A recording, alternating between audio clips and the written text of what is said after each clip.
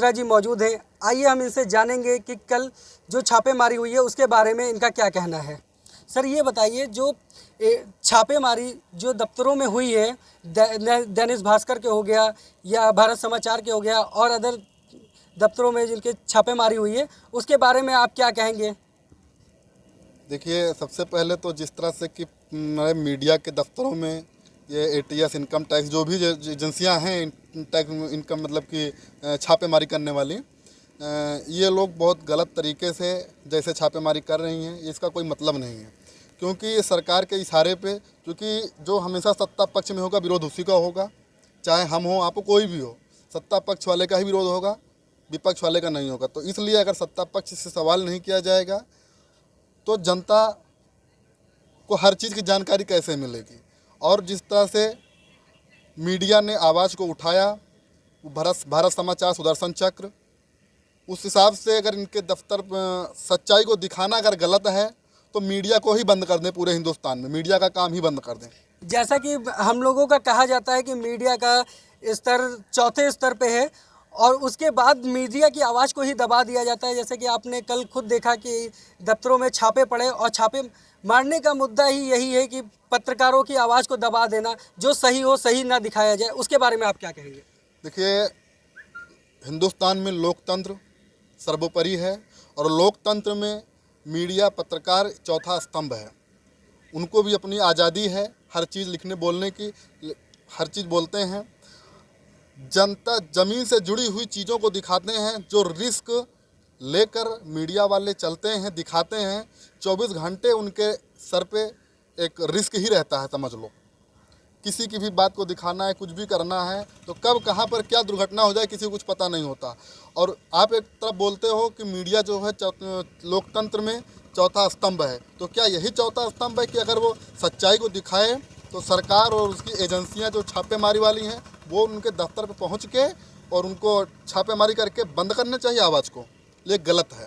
बताइए कि जो पत्रकारों के ऊपर छापेमारी कल हुई है उसके बारे में आप क्या कहेंगे? देखो, सबसे पहले तो जो भी कुछ देश में चल रहा है, आईटी के जहाँ जहाँ भी छापे पड़ रहे हैं, दैनिक भास्कर पे पड़े हैं या फिर उत्तर प्रदेश में भारत समाचार चैनल के विभिन्न स्थानों पर पड़े हैं, इसके लिए एक शेर कहना चाहूँगा कि बर्बाद गुलिस्ता करने को बस एक ही उल्लू काफ़ी है। हर शाख पे उल्लू बैठे हैं, अंजाम गुलिस्ता क्या होगा। इस देश का ये दुर्भाग्य रहा है कि इस देश में 2014 से जो सरकार आई है, जो सर्वोच्च सत्ता पर आसीन हुई है, और जिन मूल्यों पर और जिन मानदंडों पर वो सरकार आई और देश की जनता ने उसे चुना, उसका उलट होता चला आ रहा है। और अब जिस तरह से देश के चौथे स्तंभ को, लोकतंत्र को कुचला जा रहा है, आवाज़ को दबाया जा रहा है, वो उसका परिणाम दिख रहा है। भारत समाचार पर जिस तरह से छापे आईटी के पड़े हैं या दैनिक भास्कर पर या और भी तमाम हो चुके हैं, तो सरकार की आलोचना करना और प्रशंसा करना ये मीडिया का काम है, अखबार का काम है। लेकिन जब सरकार गलत करती है और हम उसे दिखाते हैं तो सरकार तिलमिला जाती है।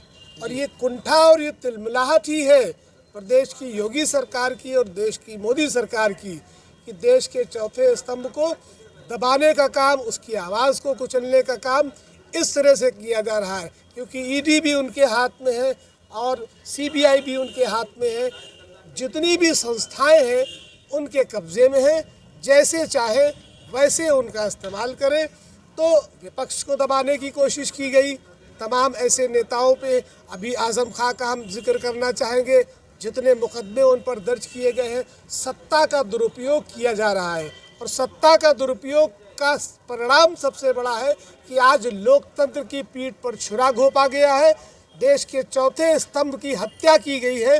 दैनिक भास्कर और भारत समाचार जैसे निष्पक्ष संस्थानों पर आईटी का जो जिस तरह से डंडा चला है या प्रहार हुआ है, जिस तरह से उनको परेशान किया जा रहा है, लेकिन कहा जाता है कि सत्य परेशान तो हो सकता है लेकिन पराजित नहीं। चलिए ठीक, ओके सर।